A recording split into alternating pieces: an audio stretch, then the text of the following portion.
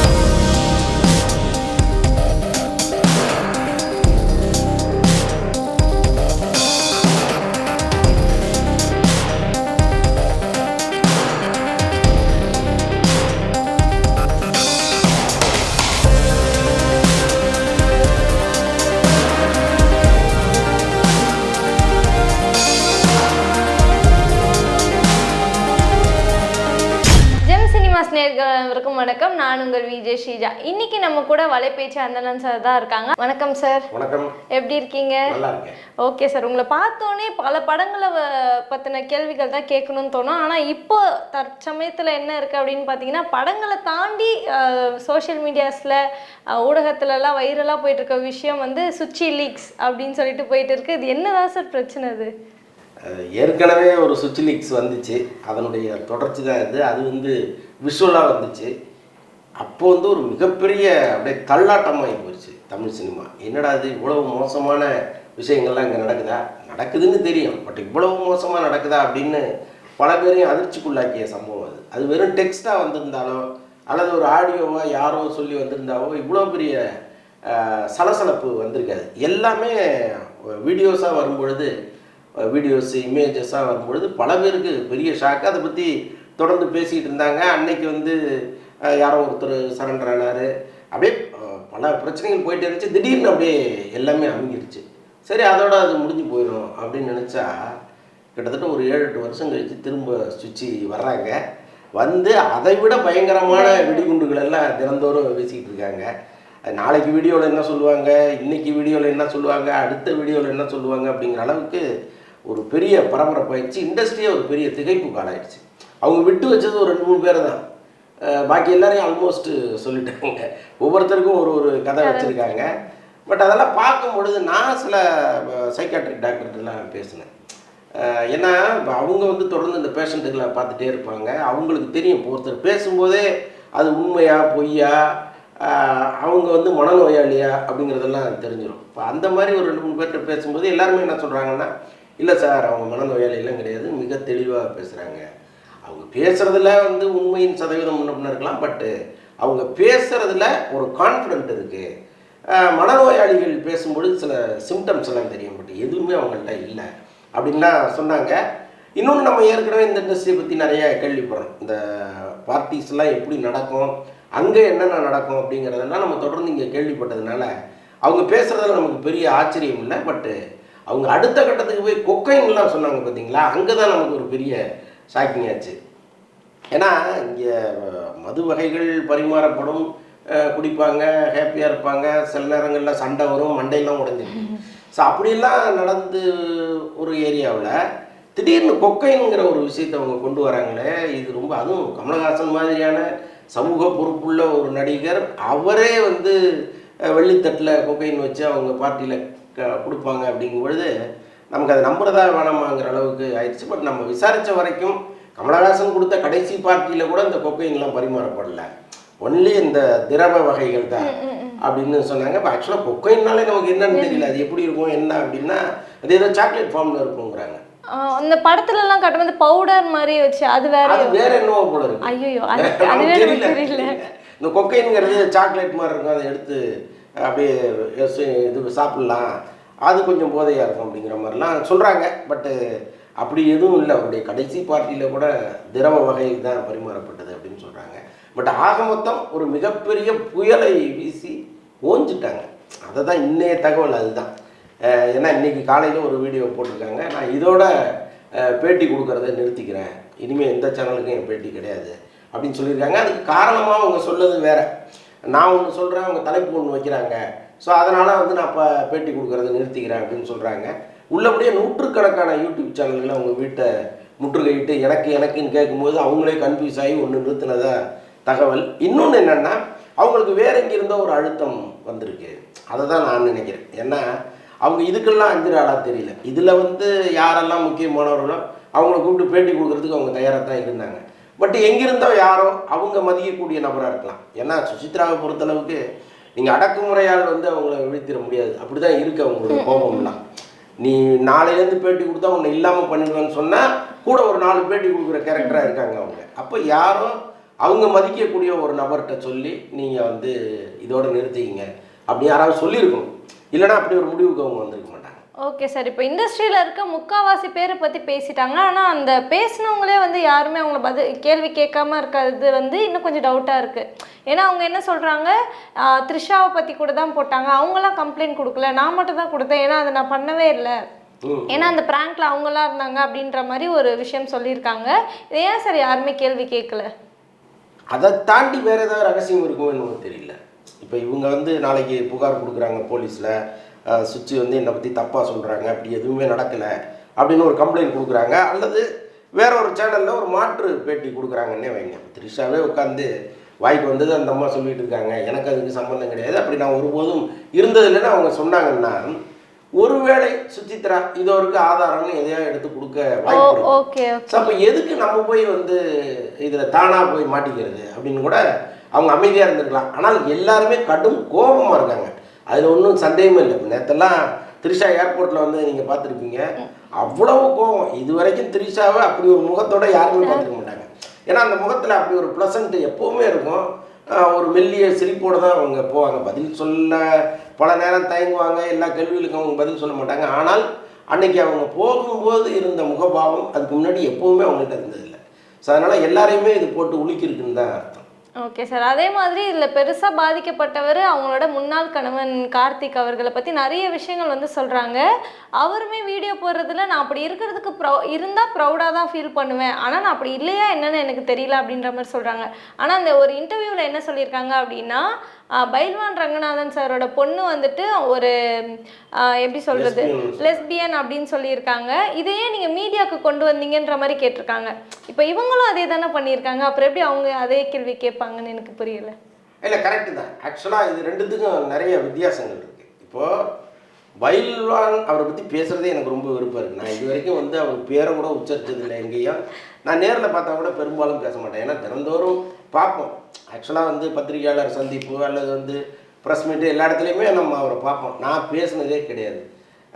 பெரும்பாலும் ஒரு எப்போவாவது சில சந்தர்ப்பங்களில் பேச வேண்டிய சூழ்நிலை வரும்போது பேசியிருக்குமே தவிர பெரும்பாலும் நான் அவரை இக்னோர் பண்ணிவிடுவேன். ஏன்னா அவருடைய ஜேர்னலிசம் நமக்கு எந்த காலத்திலும் ஒத்து வராத ஒரு ஜேர்னலிசம், ஒரு வெறுப்பை தூண்டுகிற அளவுக்கு இருக்கும். இப்போ 3வது மனிதனான எனக்கே அது வெறுப்பாக இருந்ததுன்னா சம்மந்தப்பட்டவர்களுக்கு எவ்வளோ வரும். இப்போ இந்த விஷயத்தில் நடந்தது, சுசித்ராவுடைய லைஃபே காலி ஆயிடுச்சு. சுசித்ராங்கிற ஒரு கேரக்டர் பார்ட்டிக்கு போனது தான் அவங்க பண்ண தப்பு. அங்கே மற்றவர்கள் பண்ண விஷயங்கள் எதையுமே அவங்க பண்ணலை. அவங்க என்ன சொல்கிறாங்க, டேரிங்காக சொல்கிறாங்க, நான் ஆடை குறைவாகவோ அல்லது குடிச்சிட்டு தவறான ஒரு வேலையை நான் செஞ்சதாகவோ உங்கள்கிட்ட ஒரு வீடியோவோ ஒரு ஃபோட்டோவோ இருந்தால் நீங்கள் எடுத்து வெளியிடுங்க அப்படின்னு அவங்க சொல்கிறாங்க. அப்போ அவங்க வந்து ரொம்ப கான்சியஸாக இருந்திருக்காங்க, நம்ம எந்த தவறும் செய்யக்கூடாது. அவங்க ஒரே வற்புறுத்தலின் காரணமாக போயிருக்காங்க கார்த்தியோட.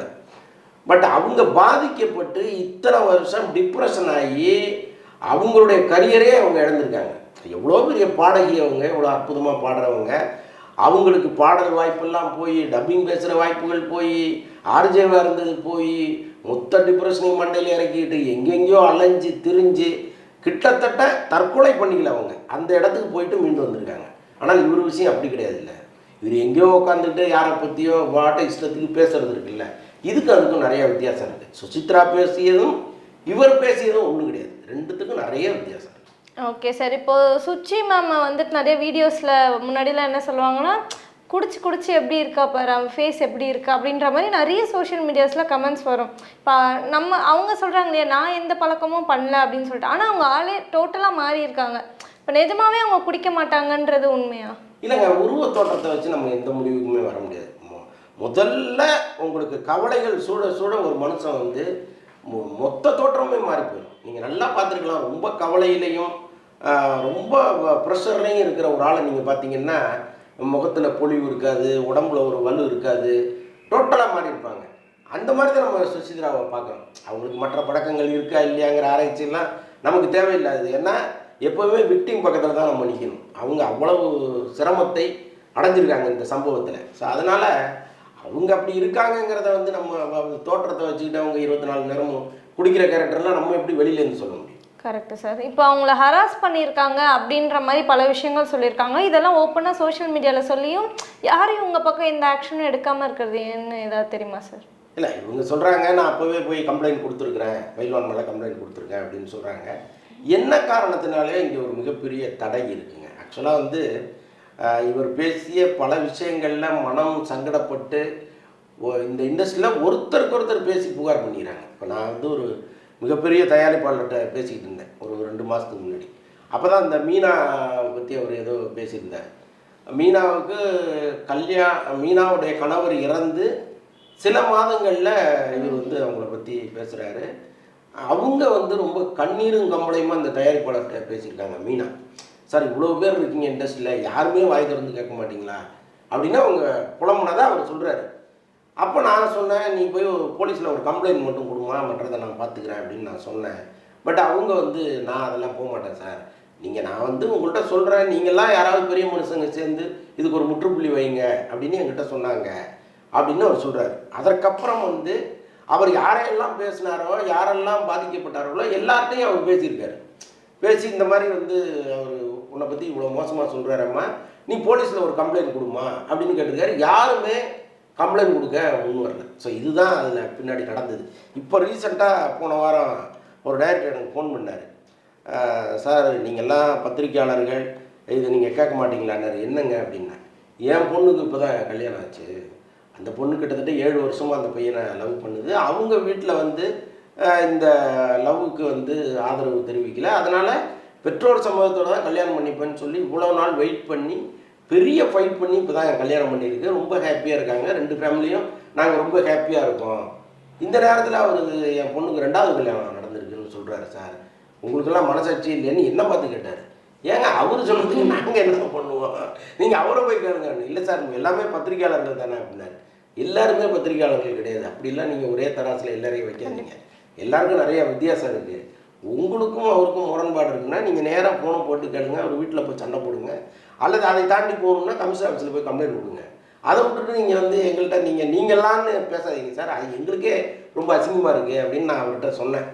அதுக்கப்புறம் அவர் வந்து அந்த பேட்டி அந்த யூடியூப் சேனலுக்கு ஃபோன் பண்ணி ஏதோ சத்தம் போட்டுருப்பார் அந்த யூடியூப் அந்த பதிவு எடுத்துட்டாங்க. அவங்க எல்லாருமே வந்து இந்த அளவோட நிறுத்திக்கிறாங்க. இதை தாண்டி அடுத்த கட்டத்துக்கு யாருமே போக மாட்டேங்கிறாங்க. அதனால் நடக்கிற பிரச்சனைகள் தான். சுச்சிக்கும் அப்படி தான். அவங்க வந்து வெளியில் புலம்புறாங்க, கதறாங்க, அழுகுறாங்க, பல விஷயங்களை சொல்கிறாங்களே தவிர இவராலெல்லாம் எனக்கு பாதிப்பு வந்துடுச்சு, இவ்வளோ கஷ்டப்படுத்திட்டாங்கன்னா அவங்களும் வெளிப்படையாக போய் ஒரு கமிஷன் ஆஃபீஸில் கம்ப்ளைண்ட்டும் கொடுக்கலன்னு நினைக்கிறேன் நான்.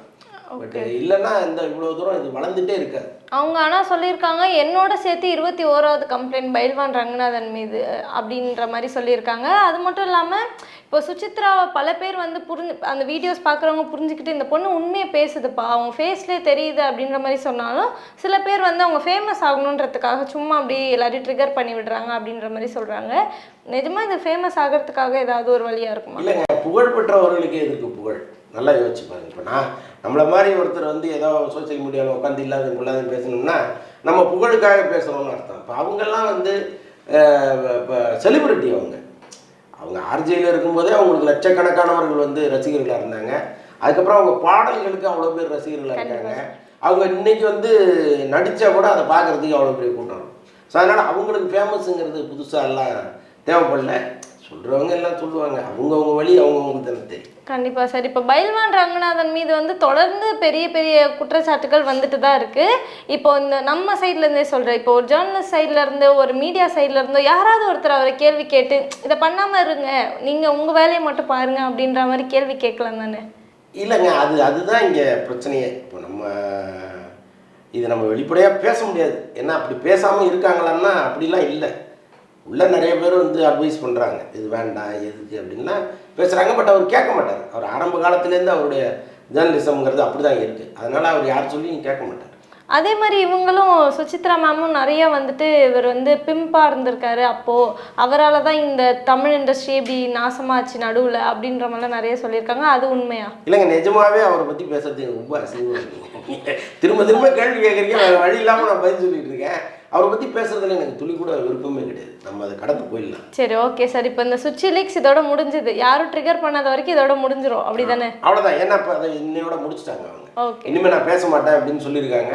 ஒருவேளை இதுவரை பேசுனதை வச்சு யாராவது ரியாக்ட் பண்ணாங்கன்னா நிச்சயமாக அவங்க மறுபடியும் வருவாங்க. Okay sir. நிறைய விஷயங்கள் சினிமா பிரியர்களுக்கு பிடிச்ச மாதிரி நிறைய விஷயங்கள் ஷேர் பண்ணியிருக்கீங்க. ரொம்ப நன்றி சார். நன்றி.